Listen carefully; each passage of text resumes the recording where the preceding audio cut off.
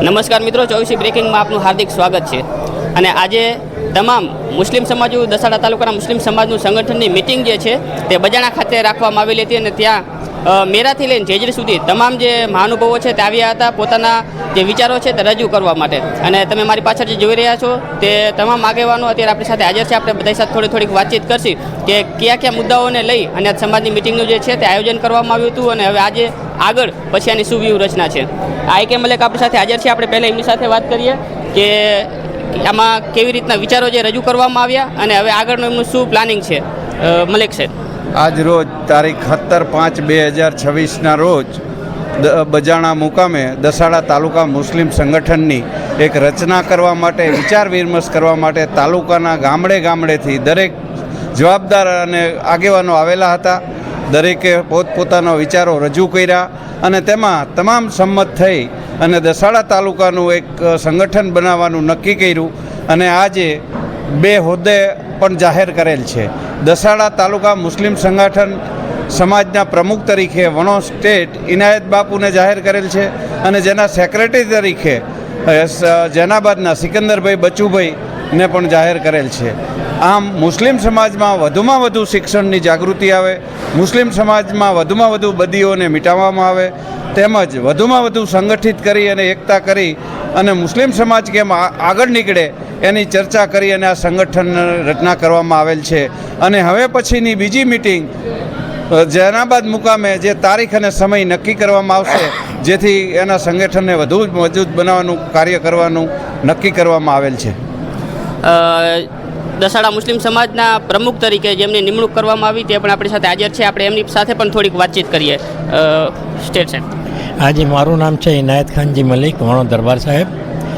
આજે જે બજાણામાં દસાડા તાલુકાના મુસ્લિમ સમાજની મિટિંગ થઈ એની અંદર મને પ્રમુખની જવાબદારી આપવામાં આવેલી છે અને હું ઉપરવાળા પાસે દુઆ કરું છું કે આ જવાબદારીથી હું પરિપૂર્ણ ઉતરું અને બધાને સંતોષકારક કામ કરીને બતાવી શકું તેવી ઉપરવાળા પાસે મારી દુઆ છે.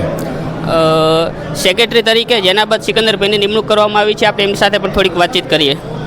આજે બહુ ખુશીની વાત છે કે દસાડા તાલુકામાં જેના ખૂબ જ લાંબા સમયથી જેની માંગ હતી કે મુસ્લિમ સંગઠન ખડું કરવું જોઈએ અને આ સંગઠન શું કરશે તો સંગઠનનો જે મુખ્ય પર્પઝ છે કે સમાજમાં શિક્ષણની કઈ રીતે પ્રગતિ થાય, સમાજમાં બદીઓમાં કઈ રીતે નિરાકરણ થાય, વ્યસનમાંથી કઈ રીતે મુક્તિ થાય અને બાળકોને ભણવા માટે આપણે કઈ વૈકલ્પિક વ્યવસ્થાઓ કાં તો કાયમી વ્યવસ્થાઓ કરી શકીએ એના માટેનું આખું એક સંગઠનની રચના કરવા માટેનું આજે એક સંગઠન બનાવવા માટેની જે મિટિંગ હતી અને હું તહે દિલથી બધાનો આભાર વ્યક્ત કરું છું કે આ સંગઠનના એક સેક્રેટરી તરીકે મને જવાબદારી આપી છે. હું આ તકે હું એમનો ખાતરી પણ આપું છું કે આ સેક્રેટરી મારા પદ તરીકે હું એનો ન્યાયપૂર્વક આ પદને હું ન્યાય આપીશ એ પણ હું અહીંયા કણે સમાજને ખાતરી આપું છું. સમાજના બીજા શિક્ષિત વ્યક્તિઓ પણ આપણી સાથે હાજર છે કે સમાજને અત્યારે કેવી રીતે સંગઠિત કરવું અને શું અત્યારે સંગઠિત કરી અને સમાજને કેવી રીતે ફાયદા પહોંચાડવા. તો આપણે સાથે એવા લોકો પણ હાજર છે. આપણે એમની સાથે પણ થોડીક વાતચીત કરીએ. તો શું ખરેખર સમાજને અત્યારે સંગઠિત થવું જોઈએ? હા, ખૂબ જ જરૂર છે સમાજને અત્યારે સંગઠિત કરવાની. અને આજે આ પહેલ કરવામાં આવી છે આઈકે મલેક સાહેબ સાથે દસાડા દરબાર, જનાબાદ દરબાર, વણો દરબાર તમામ મુસ્લિમ સમાજ ભેગા થઈ અને એક સમાજ સંગઠન કરવાની જરૂરી છે જે એક હાલના સમયની પૂરતી માંગ છે. અને એની અંદર સમાજની અંદર એજ્યુકેશન વધારો, શિક્ષણમાં સારો વધારો થાય, બીજા કુપણ દૂષિત છે જે સમાજની અંદર દૂષણ લક્ષણો છે, દારૂ છે, જુગાર છે, આ બધી વસ્તુની નાબૂદી થાય અને તમામ સમાજ એક થઈ અને એકાબીજાનો સુખ દુઃખ અને એકાબીજાની રહબરી કરે એ હેતુથી આજનું આ સંગઠનનું રચના કરવાની છે. અને ઇન્શાઅલ્લાહ આ સંગઠનને ખૂબ જ કામયાબ બનાવવાનું છે. અને જીજોડથી અત્યાર સુધીમાં ઘણા બધા સંગઠનો બની અને કામયાબ નથી થયા પણ ઇન્શાઅલ્લાહ આ સંગઠનને ખૂબ જ કામયાબ બનાવવા મહેનત કરવાની છે અને બનાવીને જ રહેવાનું છે એવી આજે તકેદાયક એક નિર્ણય લીધેલો છે. એ નિર્ણય કામયાબ થાય એવી આ બધાની દુઆ સાથે અસલાવત.